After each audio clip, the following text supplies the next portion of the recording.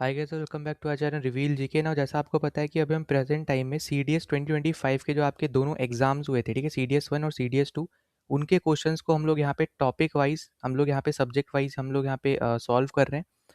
जिसमें अभी तक हमने सबसे पहले तो इंग्लिश का मैंने आपके लिए यहाँ पे एक वीडियो लेके आया था, ठीक है, पार्ट्स ऑफ स्पीच के ऊपर। उसके बाद हमने यहाँ पे बायोलॉजी के क्वेश्चन देखे थे, फिर अभी हम यहाँ पे फिजिक्स के क्वेश्चन देख रहे हैं। और यहाँ पे अगला आपका यहाँ पे केमिस्ट्री का पी वाई क्यूज़ का वीडियो आएगा, ठीक है, फिर आगे हम ऐसे ही कंटिन्यू करेंगे।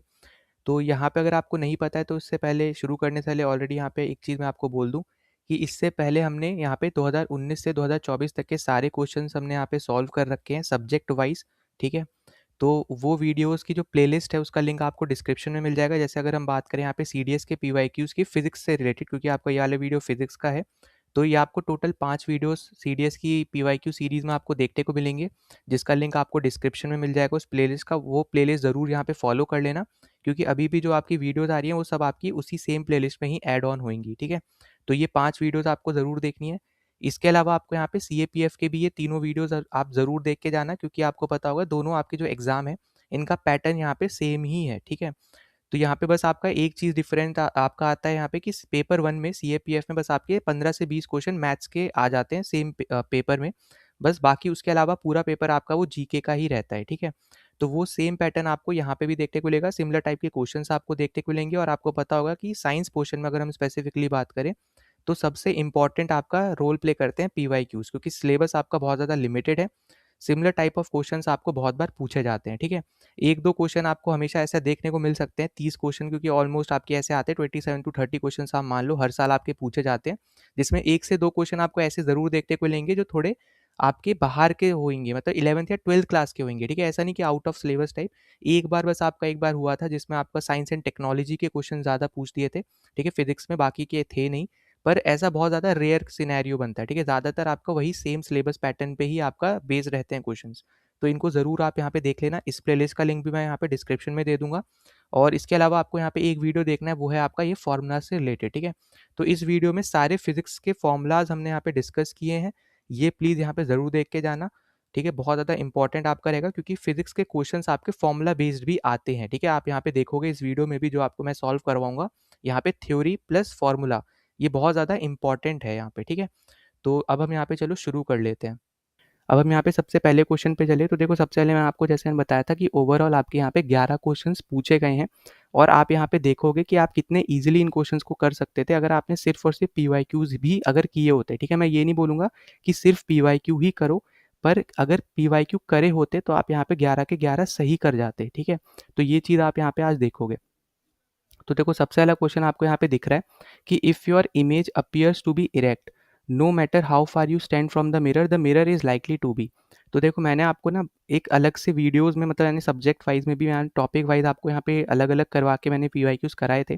तो वहाँ पे हमने जब ऑप्टिक्स की बात करी थी तो मैंने आपको यहाँ पे समझाया था कि कॉनकेव कॉन्वेक्स मिरर के केस में और कॉनकेव कॉन्वेक्स लेंस के केस में दोनों की कंडीशंस अलग अलग बनती हैं, ठीक है। पर क्योंकि आप यहाँ पे हम बात करेंगे मिरर की, क्योंकि क्वेश्चन आपका मिरर का है। तो मिरर में अगर हम यहाँ पे देखेंगे तो कॉनकेव मिरर जो है वो एक कन्वर्जिंग मिरर होती है, और कॉनकेव मिरर आपकी यहाँ पे डाइवर्जिंग मिरर होती है, ठीक है। और कन्वर्जिंग मिरर होने की वजह से आप ये बोल सकते हो कि कॉनकेव में आपकी 6 कंडीशन बनती है इमेज फॉर्मेशन की, और डाइवर्जेंट में आपका यहाँ पे जो कॉन्वेक्स मिरर है, इसलिए आपके यहाँ पे 2 कंडीशन सिर्फ और सिर्फ बनती है।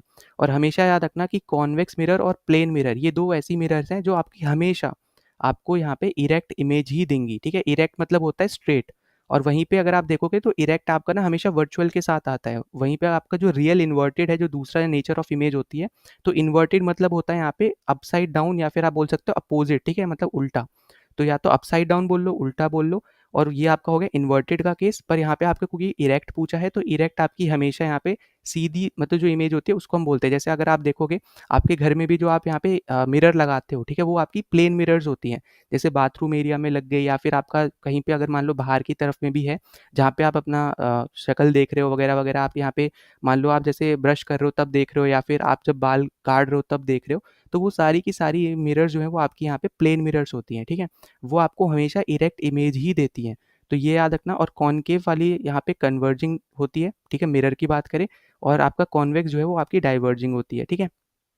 तो ये आपको यहाँ पे याद रखना है। बाकी कंडीशंस मैंने ऑलरेडी यहाँ पे पिछले वीडियोज़ में मैंने करवाई हुई है, तो वो वीडियोज़ यहाँ पे देख लोगे तो वहाँ से आपको और भी बहुत कुछ यहाँ पे क्लियर हो जाएगा, ठीक है? तो ये चीज़ बस आप यहाँ पे याद रखना। फिर हम अगले क्वेश्चन पे चले। अगला क्वेश्चन आपको दे रखा है, the rule that determines the direction of magnetic field produced around the straight conductor carrying current. अब बेसिकली आपसे यहाँ पे जो ये पूछ रहा है, यहाँ पे आपको ना 3 रूल्स के बारे में आपसे यहाँ पे पूछा जा रहा है जो आपको पता होने चाहिए। तो देखो 3 रूल जो आपके ना मैग्नेटिक की फील्ड, अगर हम यहाँ पे बात करते हैं मैग्नेटिज्म के चैप्टर से रिलेटेड, तो उसमें जो आपको यहाँ पे देखने को मिलता है वो 3 रूल्स आपके कौन से हैं, वो आपको यहाँ पे ऑप्शन नंबर ए, बी और सी में दे रखे हैं, ठीक है? तो यहाँ पे अगर आप देखोगे जो हम जनरली हम पढ़ते हैं, तो एक आपका है यहाँ पे राइट हैंड थंब रूल, और वही आपका बेसिकली यहाँ पे आंसर होगा। यहाँ पे याद रखना कि राइट हैंड थंब रूल आपको यहाँ पे मैग्नेटिक फील्ड की डायरेक्शन बताता है, ठीक है? अब यहाँ पे ये है क्या, पहले हम इसको देख लेते हैं, ठीक है? फिर मैं आपको बी और सी भी समझा दूंगा।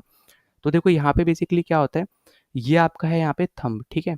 और ये आपकी हो गई सारी यहाँ पे फिंगर्स, ठीक है? ये आपका थंब है, ये आपकी फिंगर्स है। अगर आपकी थंब की डायरेक्शन आप ऊपर की तरफ रखते हो, ये बेसिकली आपको बताता है करंट की डायरेक्शन, ठीक है? तो जिस तरफ करंट आपका बह रहा होगा, मतलब जिस भी तरफ वो फ्लो कर रहा होगा, आपको अपना थंब का डायरेक्शन उस तरफ रखना है। और उसके बाद क्या करना है कि जो आपकी यहाँ पे जो फिंगर्स आपकी अनफोल्डेड है, उसको आप पाम की तरफ फोल्ड करोगे, ठीक है? तो इससे आपको ना एक डायरेक्शन मिलेगी कि जो आपको बताएगी मैग्नेटिक फील्ड की डायरेक्शन, ठीक है? तो ये जो फिंगर्स है ना, ये आपको मैग्नेटिक फील्ड की डायरेक्शन बताती हैं, ठीक है? तो ये आपको याद रखना, और हमेशा याद रखना कि जब भी डायरेक्शन आपकी अपवर्ड होगी करंट की, तो जो यहाँ पे मैग्नेटिक फील्ड की जो डायरेक्शन होगी, ये आपकी हमेशा एंटी क्लॉकवाइज होगी, ठीक है? ये तो वैसे मैंने ऑलरेडी यहाँ पे बताए हैं तीनों रूल्स, पर यहाँ पे मैं वापस समझा दे रहा हूँ, ठीक है? क्योंकि इमेज वाले में क्या है, वो ज़्यादा बड़ा कॉन्सेप्ट है, तो बहुत बड़ी वीडियो बन जाएगी, तो मैंने ऑलरेडी यहाँ पे समझाई है, इसलिए मैंने यहाँ पे कंप्लीट नहीं समझाया, ठीक है? पर आपका आंसर तो मैंने यहाँ पे समझा भी दिया था, ठीक है? अब यहाँ पे अगर हम आगे बात करें, तो अगर आपकी मान लो करंट की डायरेक्शन हो जाती है डाउन, ठीक है? नीचे की तरफ होती है, मतलब जो आपका थंब है, अब कुछ इस तरीके से, एक मिनट रुको, यहाँ पे थोड़ी इमेज सही कर देते हैं, ठीक है? अब जो आपका यहाँ पे जो थंब है, अब कुछ मान लो इस तरीके से है, ठीक है? यहाँ पे ये हो गई आपकी 4 फिंगर्स, ठीक है? तो अगर यहाँ पे नीचे की तरफ है, मतलब यहाँ पे करंट की डायरेक्शन भी कहाँ होगी, नीचे होगी। तो इस केस में जो आपका यहाँ पे मैग्नेटिक फील्ड है, मैग्नेटिक फील्ड की जो डायरेक्शन होगी, ये आपकी होगी यहाँ पे क्लॉकवाइज, ठीक है? तो ये चीज़ आपको बस यहाँ पे याद रखनी है कि जब अपवर्ड डायरेक्शन होगी करंट की, तो आपकी एंटी क्लॉकवाइज डायरेक्शन होगी मैग्नेटिक फील्ड की। जब करंट की डायरेक्शन नीचे की तरफ होगी, तो आपकी जो मैग्नेटिक फील्ड की डायरेक्शन है, वो यहाँ पे क्लॉकवाइज हो जाएगी। वहीं पे अगर आप देखोगे आपका फ्लेमिंग लेफ्ट हैंड रूल और राइट हैंड रूल, तो इन दोनों में ही ना आपको सिंपल सी चीज़ याद रखनी है, ठीक है? लेफ्ट हैंड में आप लेफ्ट हैंड लो, और राइट हैंड में आप राइट हैंड लो, ठीक है? अब इसका मतलब क्या है यहाँ पे कि आपका ये हो गया थंब, ये आपकी है इंडेक्स फिंगर, ये आपका है यहाँ पे मिडल फिंगर, और यहाँ पे ये 2 आपकी अलग से जो उँगलियाँ हैं वो हैं, ठीक है? अब यहाँ पे देखो सिंपल टर्म्स में आप ऐसे याद रखना, फादर, मदर और चाइल्ड, ठीक है? फादर, मदर, चाइल्ड का मतलब क्या है कि आपका जो थंब है, ये आपको फोर्स की डायरेक्शन बताएगा। जो आपकी इंडेक्स फिंगर है, ये आपको मैग्नेटिक फील्ड की डायरेक्शन बताएगी। जो आपकी ये मिडल फिंगर है, ये आपको करंट की डायरेक्शन बताएगी, ठीक है? तो यहाँ पे दोनों में आपका यहाँ पे लगभग सेम ही चीज़ है, फोर्स की जगह मोशन आ जाता है, ठीक है? ये आपको ऐसे याद रख सकते हो, और आपका मैग्नीट्यूड आ जाता है फील्ड की जगह जब हम राइट हैंड की बात करेंगे, और मिडल फिंगर में तो आपका हमेशा दोनों यहाँ पे करंट रहेगा, ठीक है? अब यहाँ पे आपको याद क्या रखना है, इंपॉर्टेंट जो है इन दोनों में, वो एक तो यही हो गया, जो डायग्राम आपका सेम रहेगा दोनों में, बस लेफ्ट हैंड रूल की जगह लेफ्ट हैंड यूज़ करना, राइट हैंड की जगह राइट हैंड यूज़ करना, ठीक है? अब यहाँ पे अलग क्या रहेगा, यहाँ पे अलग से यहाँ पे याद लिख दे रहा हूँ, ठीक है? यहाँ पे फोर्स की जगह मोशन हो जाएगा आपका राइट हैंड में, और मैग्नेटिक फील्ड की जगह आपका हो जाएगा यहाँ पे ये मैग्नीट्यूड, ठीक है? अब देखो इसकी जगह अगर हम यहाँ पे बात करें, इंपॉर्टेंट क्या है, जैसे आपका जो राइट हैंड थंब रूल है, ये आपको मैग्नेटिक फील्ड की डायरेक्शन बताता है, इसी तरीके से जो आपका यहाँ पे फ्लेमिंग का लेफ्ट हैंड रूल है, ये आपको डायरेक्शन बताएगा फोर्स की, ठीक है? तो यहाँ पे याद रखना, डायरेक्शन ऑफ फोर्स आपका बताता है यहाँ पे फ्लेमिंग लेफ्ट हैंड रूल। ये बहुत ज़्यादा इंपॉर्टेंट है, जो आपको यहाँ पे याद रखना है, इसी से ही क्वेश्चन पूछेगा, ठीक है? और जो आपका राइट हैंड रूल है, ये आपको बेसिकली बताता है डायरेक्शन ऑफ करंट। तो यहाँ पे एक आपको डायरेक्शन ऑफ फोर्स बता रहा है, दूसरा आपको डायरेक्शन ऑफ करंट बता रहा है, तो ये दोनों ही क्या है यहाँ पे इंपॉर्टेंट है, ठीक है? तो यहाँ पे ऊपर वाला जो आपसे पूछा था, वो पूछा था मैग्नेटिक फील्ड की डायरेक्शन कौन बताता है, तो वो आपका हो जाएगा राइट हैंड थंब रूल, और बाकी दो आपके जो है वो आपको बताते हैं डायरेक्शन ऑफ आपका फोर्स, जो लेफ्ट हैंड रूल है, और राइट हैंड रूल आपको बताता है डायरेक्शन ऑफ करंट, ठीक है? तो ये प्लीज़ यहाँ पे इंपॉर्टेंट है, यहाँ पे याद रखना, आपसे पूछा ज़रूर जा सकता है, ठीक है?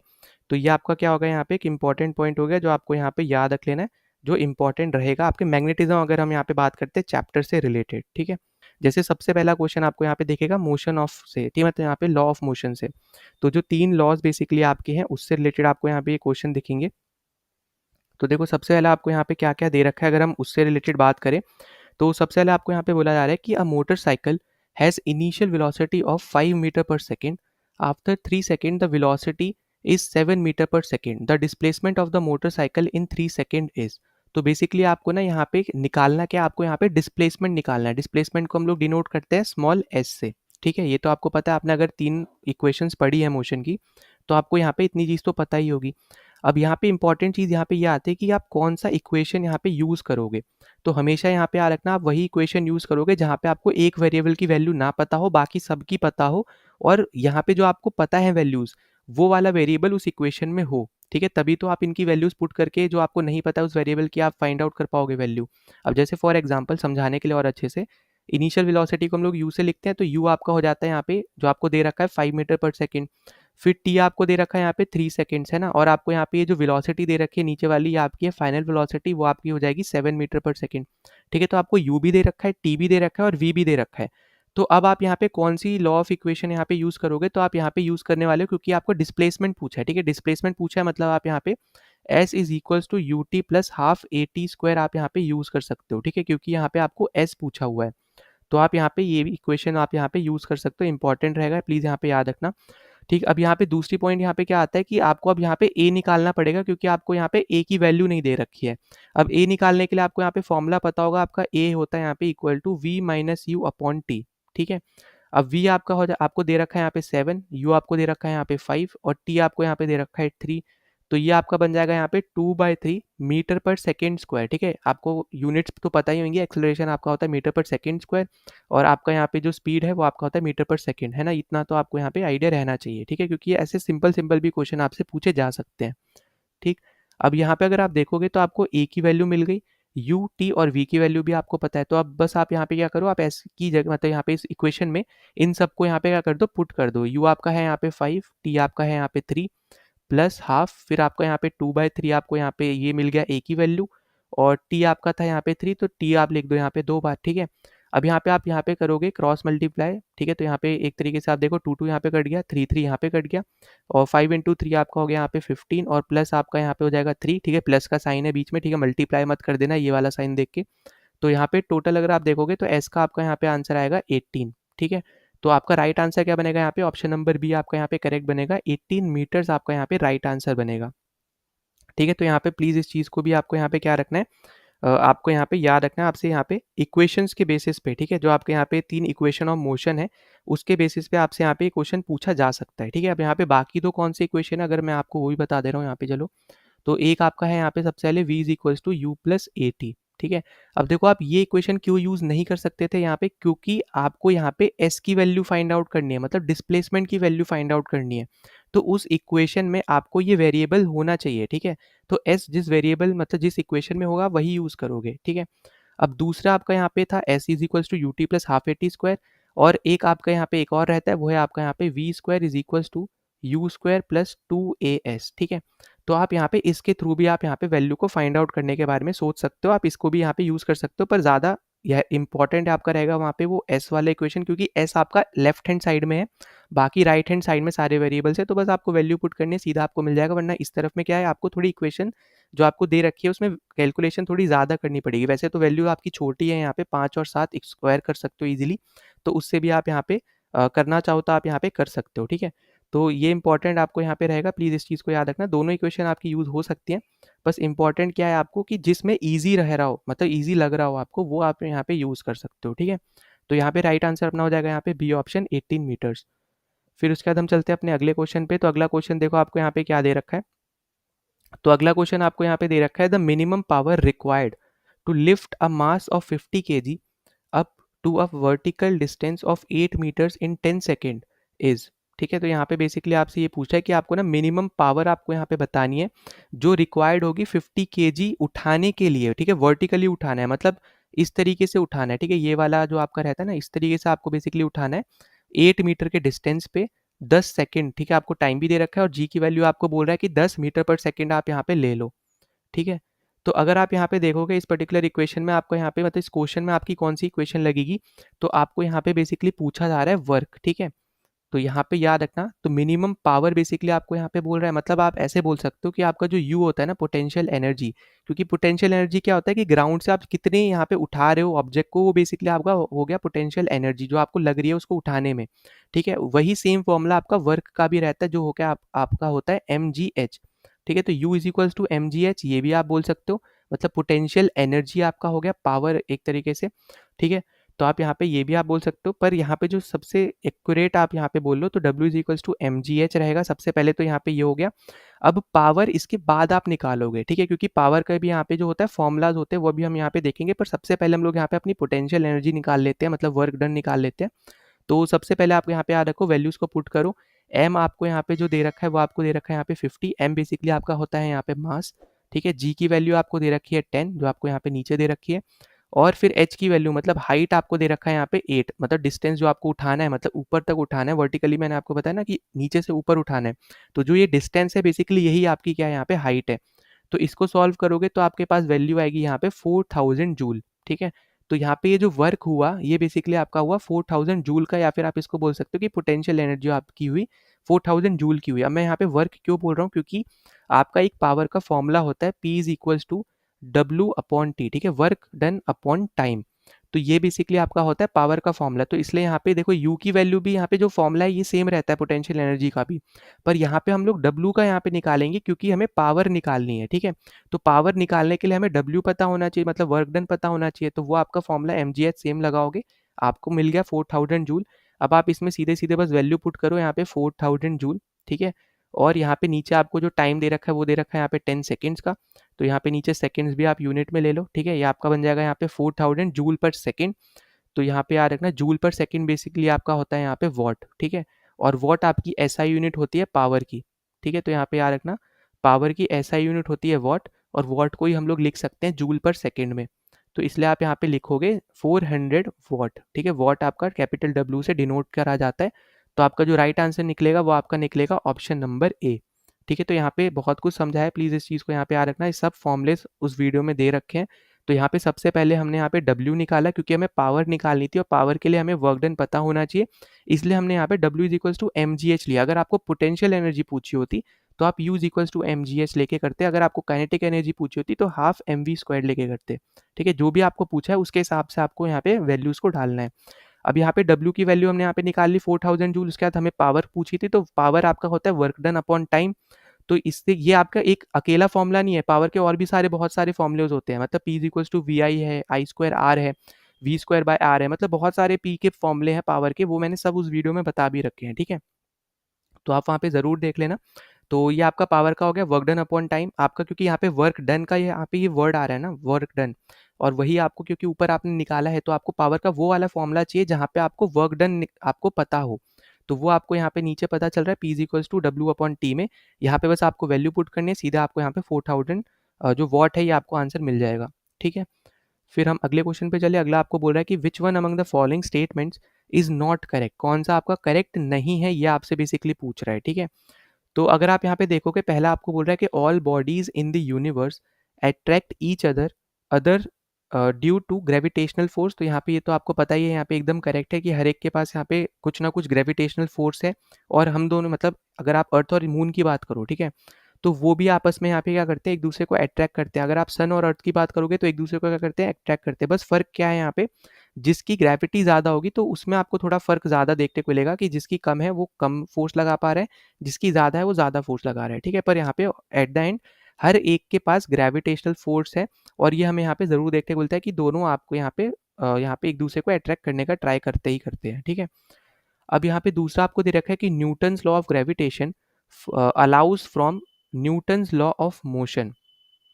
तो यहाँ पे ये जो आपकी जो स्टेटमेंट दे रखी है बेसिकली ये आपका क्या है, यहाँ पे ये आपकी है गलत स्टेटमेंट। ठीक है, तो यहाँ पे याद रखना कि Newton's law of gravitation follows from Newton's law of motion, ये जो आपको दे रखे है ये आपकी है गलत स्टेटमेंट, इसलिए आपका जो राइट आंसर बनेगा यहाँ पे बी ऑप्शन बनेगा। अब देखो इस पे मैं आऊँगा आगे, पर नीचे के दो देख लेते हैं कि क्यों वो करेक्ट है। ठीक है, अब जैसे सी की वैल्यू, सी ऑप्शन आपको जो बोल रहा है ये आपको बोल रहा है द वैल्यू ऑफ जी, जिसको मतलब स्मॉल जी, जिसको हम लोग बोल रहे हैं acceleration due to gravity at the centre of the earth is zero.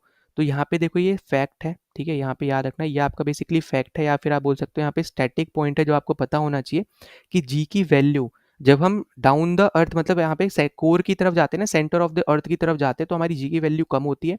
वही सेम चीज़ जब हम एल्टीट्यूड पे जाते हैं तब भी हमारी जी की वैल्यू कम होती है। ठीक है, ये सब चीज़ मैंने ऑलरेडी डिस्कस करी हुई है, जब मैंने आपको केपलर वाले 3 लॉज़ भी बताए थे तब भी मैंने यहाँ पे ये चीज़ बताई थी। ठीक है, तो यहाँ पे याद रखना कि जो स्मॉल जी है, अब मैं यहाँ पे जानबूझ के स्मॉल जी बोल रहा हूँ क्योंकि कैपिटल जी जो होता है वो आपका डिफरेंट वैल्यू है। ठीक है, वो ग्रेविटेशनल कांस्टेंट है, वो आपका अलग आता है, इसलिए हमेशा याद रखना कि एक्सेलरेशन ड्यू टू ग्रेविटी को हमेशा जब भी आप बोलोगे तो स्मॉल जी करके याद रखना, वरना आप गलती से कैपिटल जी अगर लिखोगे तो वो गलत रहेगा। ठीक है, वैसे तो आपका यहाँ पे ऑप्शन बेस्ड क्वेश्चन होता है तो यहाँ पे ऐसा कुछ फर्क पड़ेगा नहीं, पर आपको ये पता होना चाहिए। ठीक है, तो यहाँ पे स्मॉल जी की जो वैल्यू है बेसिकली सेंटर ऑफ द अर्थ पे जीरो रहती है, आपको यहाँ पे याद रखना, एकदम करेक्ट आपकी यहाँ पे ये स्टेटमेंट है। और ये रॉन्ग मैंने इसलिए लगाया क्योंकि हमसे नॉट पूछा है। ठीक है, तो ये कंफ्यूज मत कर जाना कि ये गलत स्टेटमेंट है तो हमारा ये आंसर नहीं होगा। तो हमसे बेसिकली गलत स्टेटमेंट ही पूछी है, तो जो गलत स्टेटमेंट होगी वही हमारा आंसर होने वाला है, इसलिए आपका बी ऑप्शन करेक्ट होगा। अब डी आपसे बोल रहा है कि mass and weight are measured in different unit, तो ऑब्वियस सी बात एकदम करेक्ट है। आपको पता होगा कि जो आपका वेट है ये एक तरीके का फोर्स है। ठीक है, इसमें आपका W is equals to m g आपका आता है। वहीं पे अगर आपका जो मास है वो आपका कहीं पे भी चले जाओ, कोई भी प्लेनेट पे चले जाओ, आपका हमेशा मास जो होगा हमेशा यहाँ पे सेम रहेगा। पर जो वेट है, वेट में क्योंकि यहाँ पे आपकी फॉर्मूले में ही आ गया डब्ल्यू एम मतलब एम जी। अब जी क्या है यहाँ पे, ग्रेविटेशनल आपका एक्सेलरेशन ड्यू टू ग्रेविटी है, ग्रेविटेशनल कांस्टेंट नहीं है। तो हर एक प्लेनेट की अलग एक्सेलरेशन ड्यू टू ग्रेविटी होगी, इसकी वजह से ये आपका जो हमेशा वेट जो होगा वो हमेशा यहाँ पे डिफरेंट आएगा। इसलिए आपका जो वेट है इसका यूनिट होता है आपका फोर्स। ठीक है, और मास आपका केजी आपका अलग है। तो हमेशा याद रखना, मास आपका हमेशा कहीं पे भी आप चले जाओ, अर्थ के किसी कोने में चले जाओ आप या फिर यूनिवर्स के किसी कोने में चले जाओ, आपका मास हमेशा सेम रहेगा। पर वेट में आपका फर्क जरूर आएगा क्योंकि वो स्मॉल जी के वैल्यू के ऊपर यहाँ पे डिपेंड करता है। ठीक है, तो प्लीज़ इस चीज़ को यहाँ पे याद रखना, ये बहुत ज़्यादा ही यहाँ पे इंपॉर्टेंट पॉइंट है जो आपसे यहाँ पे पूछा जा सकता है। ठीक है, तो यहाँ पे हमने ये बाकी जो 3 स्टेटमेंट्स हमने यहाँ पे ये देख ली, ये बहुत ज़्यादा इंपॉर्टेंट जो थी। अब देखो अगर हम यहाँ पे आगे बात करते हैं अपने यहाँ पे Newton's law of gravitational follows from Newton's law of motion की, तो देखो न्यूटन्स लॉ ऑफ ग्रेविटेशन वाला जो आपका बेसिकली यहाँ पे जो स्टेटमेंट दे रखा है ये आपका गलत है, जैसे मैंने आपको पहले ही बता दिया था।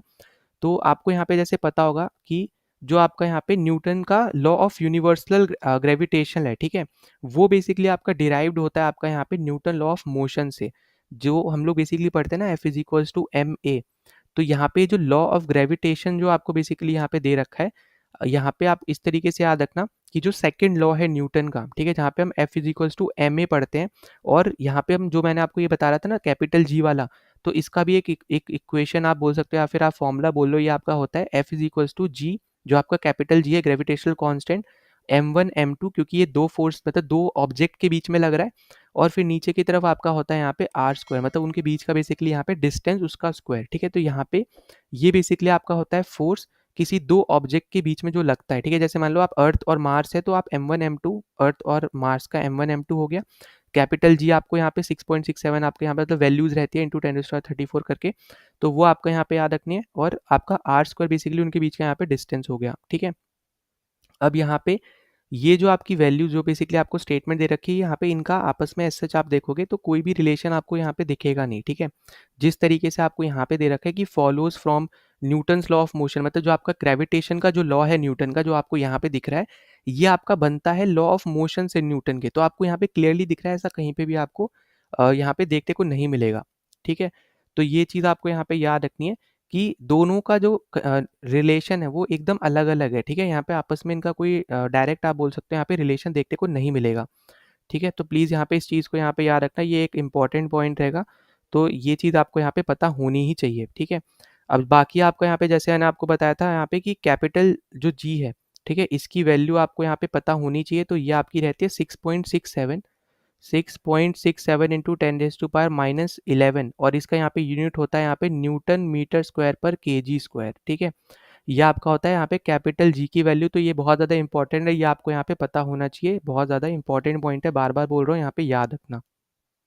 नाउ गाइस अगले क्वेश्चन पे चलते हैं, तो देखो अगला क्वेश्चन आपसे यहाँ पे पूछा जा रहा है, a body floats in a liquid if the buoyant force is, तो देखो ये टाइप का जो क्वेश्चन है ना, आप ऐसा बोल सकते हो कि सीडीएस में बहुत टाइम बाद आपको यहाँ पे ये देखने को मिला है, और इसलिए मैं आपको यहाँ पे बोल रहा था कि आपको सीएपीएफ और एनडीए की भी पीवाईक्यू जरूर करके जाना है, क्योंकि वहाँ पे जो टॉपिक पूछे गए हैं ना वही सेम टॉपिक से आपको यहाँ पे भी क्वेश्चन पूछा जा सकता है। ठीक है, तो यहाँ पे ये जो आपका क्वेश्चन है ये आपका सिलेबस का ही पार्ट है, ऐसा मत समझना कि आपका ये आउट ऑफ द सिलेबस आपसे पूछा था। और बहुत सिंपल सा आपका यहाँ पे कॉन्सेप्ट है, वो अब हम यहाँ पे थोड़ा डिस्कस करते हैं। तो देखो सबसे पहली चीज़ याद रखना कि बाय फोर्स बेसिकली जब यहाँ पे बात होती है, ठीक है, तो जैसे मान लो यहाँ पे ये आपका एक बीकर है, ठीक, और ये आपका कोई भी एक लिक्विड है, ठीक है, कोई भी आप लिक्विड ले सकते हो, और यहाँ पे आप एक ऑब्जेक्ट डाल देते हो या फिर आप यहाँ पे बॉडी डाल दे रहे हो, ठीक है। अब बॉडी बेसिकली यहाँ पे दे रखा है, ठीक है, इसी का मतलब यहाँ पे ये ऑब्जेक्ट है, ठीक है, इससे यहाँ पे है, ठीक है, दोनों सेम वर्ड है, बॉडी या ऑब्जेक्ट कोई भी वर्ड यूज करो। अब यहाँ पे बेसिकली क्या होता है, बाय फोर्स क्या होता है कि अब जैसे आपको पता है कि जब आप कोई भी ऑब्जेक्ट डाल रहे हो, ठीक है, तो ये कुछ ना कुछ फोर्स आपका एक्सर्ट करेगा इस पर्टिकुलर लिक्विड पे, है ना कुछ फोर्स डालेगा यहाँ पे इस लिक्विड के ऊपर। सेम तरीके से जो आपका यहाँ पे ये लिक्विड है ये भी आपका यहाँ पे फोर्स डालता है आपके इस ऑब्जेक्ट पे या फिर इस बॉडी पे। तो उसी वर्टिकली अपवर्ड फोर्स को जो ये ऑब्जेक्ट पे डाल रहा है ये लिक्विड, उसी को ही बेसिकली हम लोग यहाँ पे बोलते हैं बायएंड फोर्स, ठीक है। तो यहाँ पे याद रखना जो लिक्विड ऑब्जेक्ट पे वर्टिकली अपवर्ड जो फोर्स डालता है उसको हम लोग बोलते हैं यहाँ पे बायएंड फोर्स, और उसी के ऊपर यहाँ पे आपसे क्वेश्चन पूछा है। और ये कौन सा प्रिंसिपल है तो ये भी याद रखना, ये आपका बेसिकली प्रिंसिपल है यहाँ पे आर्किमिडीज प्रिंसिपल, ठीक है। तो यहाँ पे ये चीज आपको यहाँ पे याद रखनी है कि ये आपका प्रिंसिपल कौन सा है, तो ये आपका प्रिंसिपल है यहाँ पे आर्किमिडीज प्रिंसिपल, ठीक। तो ये आपका यहाँ पे सिलेबस का ही पार्ट है, इसको आउट ऑफ सिलेबस मत समझना, ठीक है। अब यहाँ पे देखो तीन कंडीशन आपको देखने को मिलती है, ठीक है, तीन कंडीशन कौन कौन सी है, तो सबसे पहले तो यहाँ पे याद रखना है, यहाँ पे मैं लिख दे रहा हूँ एक तरफ ऑब्जेक्ट वेट, ठीक, और दूसरे तरफ मैं यहाँ पे लिख देता हूँ बायंसी, ठीक है, या फिर बायंड फोर्स, ठीक है, बायंसी तो नहीं बायंड फोर्स, ठीक है। अब यहाँ पे अगर हम बात करते हैं तो ऑब्जेक्ट वेट अगर आपका ज़्यादा होता है, ठीक है, तो यहाँ पे ध्यान से सुनना, तीन कंडीशन बता रहा हूँ मैं, ठीक है, यहाँ पे एक दो तीन, ठीक है, इन तीनों के रिस्पेक्ट में बता रहा हूँ, तो इसलिए मैंने यहाँ ऊपर इसको लिख दिया, आप इसको सेम मान के चलना, ठीक है। तो अगर आपका ऑब्जेक्ट ऑफ वेट ज़्यादा होता है बायंड फोर्स से, तो आपको यहाँ पे देखने को मिलेगा कि आपका जो ऑब्जेक्ट है ना ये यहाँ पे हो जाएगा सिंक, ठीक है। सिंक मतलब हो गया एक तरीके से आपका यहाँ पे कंप्लीट डूब जाएगा, ठीक है। तो प्लीज इस चीज को यहाँ पे याद रखना कि अगर आपका वेट जो है ऑब्जेक्ट का जो आप पानी या फिर लिक्विड में डाल रहे हो, अगर वो ज्यादा हो जाता है बाइंड फोर्स से उस लिक्विड के, तो फिर आपका जो ऑब्जेक्ट है पानी के अंदर कंप्लीटली सबमर्ज तो नहीं होगा, कंप्लीटली आपका डूब जाएगा, ठीक है, सबमर्ज आपका एक तरीके से हो जाएगा ये बोल सकते हो। तो यहाँ पे याद रखना सिंक कर जाएगा। वहीं पे अगर ये आपका जो ऑब्जेक्ट का वेट है अगर ये कम होता है बाइंड फोर्स से, तो आपका ये क्या करेगा, ये आपका ना राइज करेगा, और जब तक राइज करेगा जब तक वो इक्वल बैलेंस आउट नहीं हो जाता, ठीक है। बैलेंस आउट कहाँ पे होगा, वो आपका होता है तीसरे कंडीशन में, वो है आपका इक्वल टू का कंडीशन, जहाँ पे ऑब्जेक्ट ऑफ वेट भी आपका सेम हो और दूसरी तरफ आपका बाइंड फोर्स भी सेम हो। तो ऐसा कब होगा, जैसे मान लो आपका ये आपका लिक्विड था, ठीक है, अब यहाँ पे आपने ये ऑब्जेक्ट डाला, ठीक है। अब थर्ड कंडीशन में क्या होगा कि जैसे ही आपने ऑब्जेक्ट डाला उसी टाइम पे वो बैलेंस आउट हो गई, आपकी यहाँ पे जो ऑब्जेक्ट था उसकी जो फोर्स लग रही है लिक्विड पे और जो लिक्विड फोर्स लगा रहा है आपके यहाँ पे ऑब्जेक्ट पे, वो उसी टाइम पे बैलेंस आउट हो गई। तो जैसा आपको ऑब्जेक्ट आपने डाला जैसा आपको दिखा उस टाइम पे वो वैसा ही रहा। अब दूसरी कंडीशन में बेसिकली क्या हो रहा है कि मान लो आपका यहाँ पे लिक्विड है, आपने यहाँ पे ऑब्जेक्ट डाला, वो इतना नीचे यहाँ पे डूबा हुआ है, ठीक है, यहाँ पे लिक्विड के अंदर है वो। अब यहाँ पे क्या हो रहा है कि आपकी क्योंकि बाइंड फोर्स ज्यादा है, तो आपको ये देखने को मिलेगा कि आपका जो ये ऑब्जेक्ट है ना जो लिक्विड के अंदर अभी ज्यादा है, ये आपका धीरे धीरे ऊपर आएगा, और जब तक ऊपर आएगा जब तक वो उसको इक्वल टू की कंडीशन नहीं मिल जाती या फिर वो बैलेंस आउट नहीं हो जाती दोनों फोर्सेस, ठीक है। तो दोनों ही कंडीशन में फ्लोट जरूर कर रहा है पर इक्वल टू आके सेकेंड कंडीशन में वो फ्लोट करेगा, ठीक है। तो यहाँ पे याद रखना है, इसलिए आपको यहाँ पे बोला जाता है कि पहले वो राइज कर रहा है और उसके बाद वो यहाँ पे फ्लोट करेगा। पर यहाँ पे तीसरी कंडीशन ऐसी है कि जैसे ही आपने डाला उसी टाइम पे ऑब्जेक्ट जो है फ्लोट करना शुरू कर देता है, क्योंकि उसी टाइम पे आपकी जो इक्वेशन है बेसिकली आपकी जो फोर्सेज हैं वो यहाँ पे बैलेंस आउट हो जा रही है, ठीक है। तो ये तीनों कंडीशन को आपको यहाँ पे याद रखना है। कम होगा अगर बाइंड फोर्स तो सिंक कर जाएगा, डूब जाएगा आपका ऑब्जेक्ट। ज्यादा होगा तो पहले राइज करेगा और जब तक राइज करेगा जब तक सबमर्ज इक्वली ना हो जाए, आपकी फोर्स बैलेंस आउट ना हो जाए, तो उसके बाद फिर जाके वो फ्लोट करता है, ठीक है। पर हमसे यहाँ पे जो पूछा है उसका आपका आंसर होगा option number A, equal to its weight, क्योंकि सेकंड ऑप्शन में भी आपका राइज जब तक हो रहा है जब तक वो इक्वल नहीं हो जा रहा है, ठीक है। इक्वल मतलब ये वाला कंडीशन जो आपका है, ठीक है। तो बेसिकली आपका राइज तब तक हो रहा है जब तक दोनों फोर्सेज जो है या फिर आप बोलो ऑब्जेक्ट का वेट और बाइंड फोर्स जो है जब तक वो बैलेंस आउट ना कर दे, इक्वल ना हो जाए, तब तक तो अब आपका राइज हो रहा है ना। तो दूसरा कंडीशन में भी अगर आप देखो जो फ्लोट हो रहा है वो भी आपके थर्ड कंडीशन वाले पार्ट की वजह से ही हो रहा है।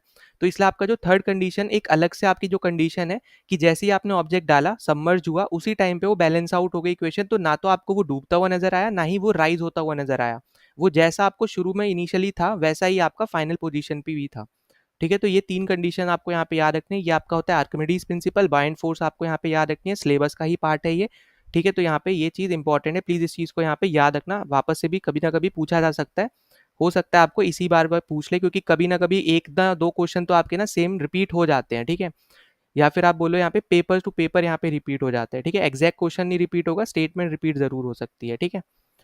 अब उसके बाद हम लोग यहाँ पे अगले क्वेश्चन पे चलते हैं। तो अगला क्वेश्चन आपको यहाँ पे दे रखा है न्यूमेरिकल बेस्ड, ठीक है, तो अब यहाँ पे आप क्लियरली देख पा रहे हो कि आपको ना ठीक ठाक नंबर ऑफ क्वेश्चंस दिखे हैं न्यूमेरिकल बेस्ड वाले, अगर हम यहाँ पे बात करें, ठीक है। तो यहाँ पे जो आपको ऑप्शन दे, मतलब यहाँ पे क्वेश्चन दे रखा है, metallic sphere of mass 1 kg and volume 2 × 10⁻⁴ metre cube is completely immersed in water, the buoyant force exerted by the water on this sphere is। अब देखो ये वाला भी क्वेश्चन देखोगे तो ये भी आपका यहाँ पे बायेंट फोर्स से ही रिलेटेड ही है, ठीक है, मतलब सेम प्रिंसिपल जो अभी हमने पिछले में देखा था वही सेम प्रिंसिपल आपका यहाँ पे रहेगा। अब यहाँ पे फर्क क्या है, बस आपको यहाँ पे फॉर्मूला याद रखना है बायेंट फोर्स का, तो वो मैं आपको यहाँ पे बता दे रहा हूँ, ठीक है।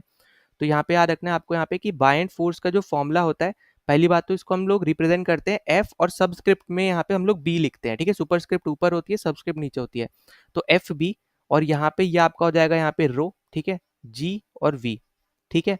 अब यहाँ पे अगर आप देखोगे तो जी की वैल्यू आपको यहाँ पे जो दे रखी है यहाँ पे बेसिकली, पहले तो हम डेंसिटी ले लेते हैं, ठीक है, डेंसिटी आपको दे रखा है यहाँ पे 1000, जो आपको ये दे रखा है ना डेंसिटी ऑफ वाटर। अब देखो यहाँ पे जी की वैल्यू आपको यहाँ पे दे रखी है नीचे की तरफ 10 मीटर पर सेकेंड, ठीक है, अगर ये नहीं दी होती तो फिर आपको 9.8 लेना पड़ता, अगर देखो हमेशा याद रखना 9.8 आपका होता है, ठीक है, पर अगर आपको 10 दे रखा है तभी आप 10 यूज करोगे, या फिर मेंशन किया होगा तभी आप यहाँ पे यूज करोगे, ठीक है।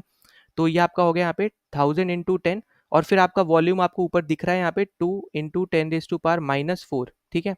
अब -4 है आपका यहाँ पे, तो ये सब कैंसिल आउट हो जाएगा यहाँ पे, क्योंकि -4 मतलब क्या है कि अपॉन में यहाँ पे 4 बार 0 है ना, तो यहाँ पे जब ये सब कैंसिल आउट हो जाएगा तो आपका बचेगा यहाँ पे सिर्फ और सिर्फ 2, और फोर्स है तो फोर्स की यूनिट क्या होती है, आपकी न्यूटन होती है, तो इसलिए आपका राइट आंसर क्या बनेगा यहाँ पे, सी ऑप्शन 2 न्यूटन, ठीक है। अब देखो यहाँ पे अगर किसी को समझ में नहीं आया तो 2 × 10⁴ क्या होता है, यहाँ पे 2 अपॉन, और ये नीचे की तरफ बेसिकली आपके यहाँ पे 4 जीरो है, जिसको ये ऊपर लेके गए इसलिए आपका वो माइनस पावर लग गई, ठीक है, तो इसलिए आपका यहाँ पे 4 जीरो इस 4 जीरो से कैंसिल हो गए, इसलिए आपका यहाँ पे 2 बचा, ठीक, और आपका फोर्स की न्यूटन होती है आपकी यूनिट, तो आपका यहाँ पे न्यूटन आ गया, तो आपको वो सब चीज़ें भी आपको याद रखनी है, ठीक है, तो यहाँ पे अपना राइट आंसर बनेगा सी ऑप्शन 2 न्यूटन। अब यहाँ पे ये क्वेश्चन मैं बोल सकता हूँ, ठीक है, ये आपका थोड़ा सा अच्छा लेवल का क्वेश्चन था, क्योंकि यहाँ पे आपको फॉर्मूला पता होना चाहिए, ठीक है, फॉर्मूला नहीं पता होगा तो आप इस क्वेश्चन को नहीं कर पाओगे, ठीक है, तो ये फॉर्मूला यहाँ पे प्लीज इस चीज को यहाँ पे नोट कर लेना, ये इंपॉर्टेंट है, ठीक है। ना अगले क्वेश्चन पे चलते हैं, तो अगला क्वेश्चन आपको यहाँ पे ये भी न्यूमेरिकली आपको दे रखा है, आपसे पूछा जा रहा है यहाँ पे कि एक आपके पास लाइट बल्ब है जिसकी रेटिंग है 60 वॉट की 220 वोल्टेज पे, ठीक है। अब फिर आपसे बोल रहा है यहाँ पे कि उसका पोटेंशियल डिफरेंस है 110 वी, ठीक है, अक्रॉस इस एंड्स, तो फिर आपसे पूछ रहा है कि जब 110 वी होता है 220 की जगह, तो अब वो यहाँ पे कितनी पावर बेसिकली यहाँ पे कंज्यूम करेगा, अब आपसे यहाँ पे ऐसा सिंपल टर्म्स में पूछा जा रहा है, ठीक है। तो देखो हमने यहाँ पे डिस्कस कर रखा है, पहले भी मैंने आपको फॉर्मूले वाली वीडियो में करा रखा है, आपको रिलेशन और फॉर्मूले पता होने चाहिए। पावर जो होता है आपका यहाँ पे v²/r भी आपका एक फॉर्मूला होता है, जैसे power is equals to vi होता है, I²R होता है, इसी तरीके से v²/r भी आपका यहाँ पे पावर का फॉर्मूला होता है। इससे पहले अभी हमने यहाँ पे पिछले कुछ क्वेश्चन पहले हमने एक दूसरा फॉर्मूला भी देखा था, वर्क अपॉन टाइम, है ना, तो वो सब भी आपको यहाँ पे पता होना चाहिए चीज़ों के बारे में। अब यहाँ पे जब हम बात करते हैं v²/r की, तो यहाँ पे आपको ये फॉर्मूला पता होना चाहिए। अब अगर हम यहाँ पे अपने क्वेश्चन की तरफ जाएं यहाँ पे, तो जैसे पहला अगर हम देखते हैं तो हम देखते हैं P1, हम लोग यहाँ पे सबस्क्रिप्ट में हम लोग 1 लिख देते हैं, ठीक है, पहला वाला हम रेटेड पावर देखने जा रहे हैं जो आपका ये वाला है, ठीक है। तो P1 जो है आपको यहाँ पे दे रखा है 60 वॉट, ठीक है। इसी तरीके से जो V1 आपको दे रखा है, ये आपको दे रखा है 220 वोल्ट। अब यहाँ पे अगर हम देखने जाए तो अगर हम इस फॉर्मूले में इन वैल्यूज को पुट करते हैं तो आपको यहाँ पे क्या देखने को मिलेगा कि 60 जो है आपका इक्वल रहेगा यहाँ पे 220 के स्क्वायर और अपॉन आर, ठीक है। अब आर आप उस तरफ ले जाओगे तो आर आपका इक्वल टू में हो जाएगा यहाँ पे 220/60, और ये है आपका यहाँ पे स्क्वायर, ठीक है, क्योंकि आप वी बेसिकली आपका फॉर्मूला v² है तो आप यहाँ पे स्क्वायर पुट करोगे। अब जब आप इसको यहाँ पे सॉल्व करोगे तो आपका यहाँ पे ये आएगा 220 का स्क्वायर आपका होता है 484 और यहाँ पे 20, ठीक है, और यहाँ पे हो जाएगा 60। अब इसको आप यहाँ पे करो कैंसिल आउट, तो ये आपका बनेगा यहाँ पे 1806 और 8.7, ठीक है, तो 806.7 समथिंग आपका यहाँ पे ये ओम में बेसिकली यूनिट आपकी रेजिस्टेंस की यूनिट आपकी ओम होती है, तो 806.7 ओम के करीब आपका यहाँ पे ये आंसर बनेगा पहले वाले का, ठीक है, इस वाले की जो आपकी रेजिस्टेंस बनेगी। अब इसी तरीके से आपको यहाँ पे नीचे वाला निकालना है। अब क्योंकि अब रेजिस्टेंस आपकी सेम रहेगी, तो अब इससे आपको यहाँ पे क्या फ़ायदा मिलेगा कि जब आप इनमें पुट करोगे ना, तो आपको रेजिस्टेंस यहाँ पे ये मिल गया और V आपको यहाँ पे 110 दे ही रखा है। तो इस तरीके से आपको यहाँ पे पावर मिल जाएगी जो आपको यहाँ पे पूछी है। तो P2 आपका हो जाएगा यहाँ पे V स्क्वायर बाय R, जो आपका यहाँ पे V2 है बेसिकली, ठीक है? वो है आपका यहाँ पे 110 का स्क्वायर और R आपका हो जाएगा यहाँ पे 806.7। ठीक है, तो जब आप इसको यहाँ पे सॉल्व करोगे तो 110 का स्क्वायर होता है यहाँ पे 11 का 121 और 2 बार 0। ठीक है, और नीचे आपका आ जाएगा यहाँ पे 806.7। ठीक है, तो इसको जब आप सॉल्व करोगे तो आपका अराउंड यहाँ पे आएगा 15 वॉट के करीब। ठीक है, तो यही आपका बेसिकली आंसर रहेगा और करेक्ट आंसर बनेगा यहाँ पे सी ऑप्शन। अब देखो यहाँ पे हमने क्या क्या वापस से समझा दे रहा हूँ। पहली चीज़, यहाँ पे आपकी इक्वेशन जो है, यहाँ पे ये जो फॉर्मूला है ये आपको पता होना चाहिए। पावर के बहुत सारे फॉर्मूलेज हैं, सारे फॉर्मूले मैंने वीडियो में बताए थे, तो यहाँ पे याद रख लेना। बस ये वाला जो अपना पिछला क्वेश्चन था ना, ये बाइंड फोर्स वाला, इसका ये फॉर्मूला मैंने आपको नहीं बताया था, तो इसको प्लीज़ अलग से नोट डाउन कर लेना अब। ठीक है, तो ये वाला जो फॉर्मूला है स्पेसिफिकली जो अभी हम यहाँ पे क्वेश्चन कर रहे थे, तो ये तो मैंने आपको यहाँ पे बता रखा है। तो आप यहाँ पे क्या करना है, बेसिकली आपको ये सबसे पहले तो फॉर्मूला पता हो, दूसरा आपको यहाँ पे रेजिस्टेंस निकालना है, तभी आप बेसिकली यहाँ पे निकाल पाओगे कि पावर क्या आएगी। ठीक है, क्योंकि आपको ऐसा फॉर्मूला, ऐसी इक्वेशन बेसिकली लेनी है जहाँ पे जो आपको चीज़ें दे रखी है ना, वो आप यहाँ पे यूटिलाइज कर पाओ, उसका आप यूज़ कर पाओ। ठीक है, तो आपको उस तरीके का फॉर्मूला लेना है। अब देखो यहाँ पे करंट तो आपको दे नहीं रखा है, तो आप V इंटू आई वाला भी नहीं ले सकते, आई स्क्वायर आर वाला भी नहीं ले सकते, क्योंकि आपको वहाँ पे आई भी नहीं पता और आर भी नहीं पता। ठीक है, और क्योंकि आप P इक्वल टू वी, अगर V इंटू आई वाला फॉर्मूला लोगे तो वहाँ पे आपको P भी नहीं पता है और फिर आपको I भी नहीं पता है, तो इसलिए हमने यहाँ पे वो दोनों ना लेके हमने ये वाला फॉर्मूला लिया है। तो इसलिए आपको यहाँ पे थोड़ा मदद मिल जाएगी निकालने में। ठीक है, तो आप यहाँ पे सिंपल टर्म्स में आप ऐसे समझ सकते हो कि इस फॉर्मूले से ज़्यादा आसान है निकालना, आप उन दोनों से निकालना चाहो तो आप निकाल सकते हो, उधर थोड़ा आपको टाइम लग सकता है। ठीक है, तो इधर बस आपको सीधे सीधे स्क्वायर करना था। यहाँ पे पहली पहली क्वेश्चन में आपको P दे रखा है और V दे रखा है, इससे हमने क्या किया, हमने सबसे पहले R निकाल लिया। ठीक है, अब R आपका यहाँ पे इक्वल रहता है, तो R आपने यहाँ पे सेम टू सेम आपने यहाँ रख दिया इस वाले सेकंड P2 वाले वैल्यू में, और यहाँ पे 110 आपका V2 था, तो इस तरीके से आपने P2 की वैल्यू निकाल ली जो आपसे यहाँ पे पूछी थी कि कितनी पावर यहाँ पे वो कंज्यूम करेगा जब वोल्टेज 110 हो जाएगा। ठीक है, तो इस तरीके से आपको यहाँ पे बस खेलना है। सिंपल फॉर्मुलेस बेस्ड क्वेश्चन ही आते हैं, बस यहाँ पे ये फर्क है कि थोड़ा लेंदी आपको जरूर लग सकता है। ठीक है, एक ना एक क्वेश्चन थोड़ा सा आपको लग सकता है लेंदी हो, पर यहाँ पे ये इजी क्वेश्चन था क्योंकि यहाँ पे सीधी सीधी सिंपल वैल्यूज आपको दे रखी थी। ठीक है, तो यहाँ पे आपका राइट आंसर हो जाएगा सी ऑप्शन 15 वॉट। अगर ये समझ में नहीं आया तो कमेंट डाउन जरूर कर देना, वापस से आपका यहाँ पे मैं टेलीग्राम पे डाल के समझा दूंगा। ठीक है, अब उसके बाद हम लोग चलते हैं अपने अगले क्वेश्चन पे। तो अगला क्वेश्चन आपको यहाँ पे दे रखा है कि which one among the following is used in a simple microscope. तो सिंपल माइक्रोस्कोप में आप यहाँ पे इनमें से क्या चीज यूज करते हो, ये बेसिकली आपसे यहाँ पे पूछा जा रहा है। ठीक है, तो यहाँ पे याद रखना कि जो आपका यहाँ पे सिंपल माइक्रोस्कोप होता है उसमें हम लोग यहाँ पे यूज करते हैं कन्वर्जिंग लेंस। ठीक है, अब कन्वर्जिंग लेंस मतलब यहाँ पे देखो, मैंने आपको पहले बताया था कि मिरर और लेंस दोनों का केस अलग होता है। मिरर के केस में आपका जो कन्वर्जिंग वाला जो फैक्टर है वो बेसिकली आपका होता है कॉनकेव मिरर। ठीक है, वो आपका कन्वर्जिंग होता है, पर लेंस के केस में उल्टा हो जाता है, वो आपका हो जाता है कॉन्वेक्स लेंस। ठीक है, तो यहाँ पे जिसकी हम बात कर रहे हैं ना, कन्वर्जिंग लेंस की बात कर रहे हैं, तो मतलब यहाँ पे हम कॉन्वेक्स लेंस की बात कर रहे हैं। तो यहाँ पे आपको कॉन्वेक्स लेंस करके भी वो दे सकता था, पर यहाँ पे आपको कन्वर्जिंग लेंस दिया है, तो ये भी पॉइंट आपको यहाँ पे याद रखना है। ठीक है, तो यहाँ पे ऐसा आप यहाँ पे याद रख लो, अगर कॉन्वेक्स लेंस भी दिया होता तो भी आपका वो ऑप्शन सही होता। ठीक है, क्योंकि वही बेसिकली आपका कन्वर्जिंग उसको ही बोलते हैं।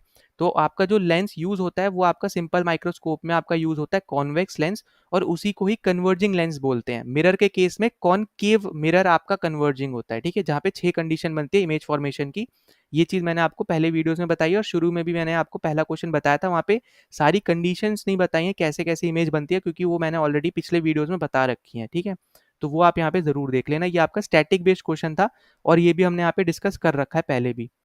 नाउ अगले क्वेश्चन पे चलते हैं। तो देखो अगला क्वेश्चन आपको यहाँ पे दे रखा है, the force with which the earth attracts an object is called. तो बेसिकली आपको ये पूछा जा रहा है कि अर्थ जो यहाँ पे अट्रैक्ट कर पाती है ऑब्जेक्ट को, तो वो कौन से फोर्स की वजह से कर पाती है, उसका नाम आपको बेसिकली यहाँ पे बताना है।